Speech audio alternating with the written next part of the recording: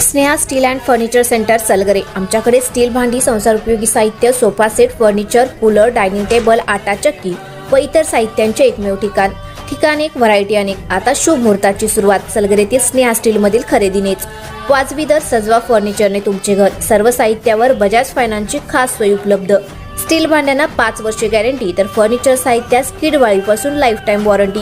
खात्रीशीर खरेदीसाठी मिरज पूर्व भागातील एकमेव ठिकाण Sneha steel and furniture centre Salgare. आमचा पत्ता रवींद्र वस्त्रनिकेतन शेजारी सलगरे। संपर्क 90 96 25 91 38। प्रत्येक बातमीतील घटनेच्या वास्तविकतेची तुलना थेट पाहत रहा चांगली अपडेट।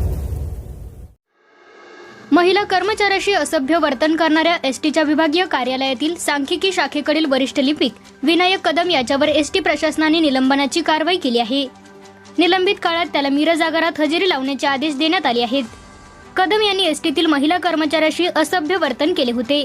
त्या महिला कर्मचाऱ्याने ही बाब आपल्या नातेवाईकांच्या कानावर घातली। संतप्त नातेवाईकांनी एसटीच्या विभागीय कार्यालयात शिरून कदमला बेदम चोप दिला। त्याच्या विरुद्ध शहर पोलीस ठाण्यात फिर्याद दिली आहे। कदम याच्यावर गुन्हा दाखल झाला आहे। या प्रकरणाने एसटीच्या सांगली विभागात मोठी खळबळ उडाली आहे। दरम्यान एसटी प्रशासनाने या बाबीची गंभीर दखल घेत कदमवर निलंबनाची कारवाई केली असून या प्रकरणाची चौकशी करण्याचे आदेश दिले आहेत। संबंधित पीडित महिलेने यापूर्वी कदम विरोधात तक्रार दिली होती का, या घटनेचीही चौकशी करण्यात येत आहे। दरम्यान महिला तक्रार निवारण समितीमार्फत या घटनेची चौकशी करण्यात येत आहे। तर मारहाणीच्या घटनेची चौकशी सुरक्षा व दक्षता अधिकाऱ्यांमार्फत केली जात आहे। या चौकशीचा अहवाल आल्यानंतर पुढील कार्यवाही केली जाणार आहे।